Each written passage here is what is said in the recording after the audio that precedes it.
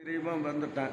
அப்படியே அப்புறம் போர் சண்டை ம் எல்லாத்தையும் வெட்டி தூக்கி எறிஞ்சு அரமனை கிரமனை எல்லாம் அழிச்சு தரமட்டமாக்கி கிளம்பும் போது வெள்ளையம்மா சிரிச்சது. ஓ தனியா நின்று ம் நம்ம அப்பா செஞ்ச சதி துரோகி.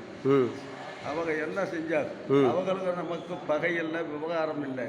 அப்பேற்பட்ட ஆளுகளை அழைச்சி அவங்கள காலி பண்ணணும்னு திட்டம் போட்டு முறைச்சி பண்ணியிருக்கிறான் பார். நம்ம அப்பா துரோகி அப்படின்னு அந்த வெள்ளையம்மா தனியா நின்று சிரிக்கிறது. சிரிச்ச உடனே அவன் வெட்டி தூக்கி எறியும் போது அவனை வெட்டணும்னு போனான். யாரு? ராமநாதபுரம் சேதுபதி மரவரை வெட்டாரம் கத்தி கொண்டு போனான் கழுத்துக்கு.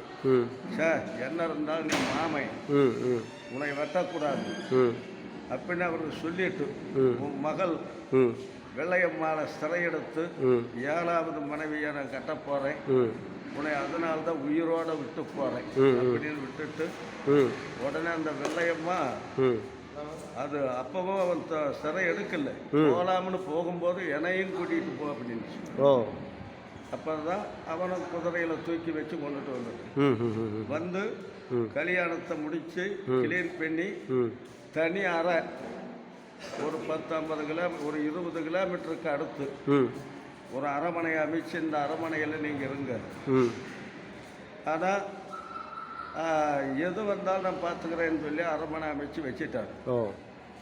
அப்போ தானாதி பிள்ளை எங்கே அப்படிங்கும் போது இந்த வீடெல்லாம் இடிஞ்சு எல்லாம் தரமட்டமாகும் போது எங்கிட்ட செத்துட்டான்.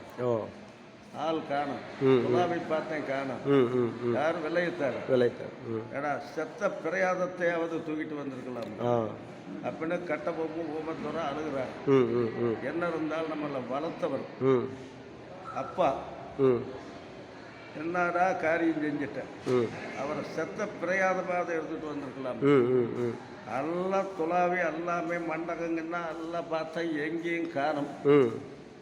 நான் என்ன செய்யறது அப்படின்னு. சரி அப்படியா அப்படிங்கும்போது உடனே அவன் ஓடும் ஒரு ஓடு அப்படியே இடிஞ்சு விழுந்து மூடி ஆள் உயிரோடு இருந்திருக்கிறான். அந்த ஓட்டை பிரிச்சுட்டு வெளியே வந்து திட்டம் போட்டிருக்கிறான்.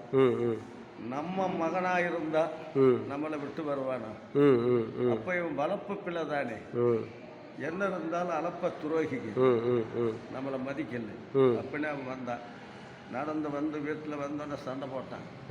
ஏண்டா அளப்ப துறையில உங்களை நான் எடுத்து வளர்த்து பாசத்துல கூட நீங்க கவனிக்கல. ஆனா அப்ப உங்க கொள்கை இப்படிதான் இருக்கும்.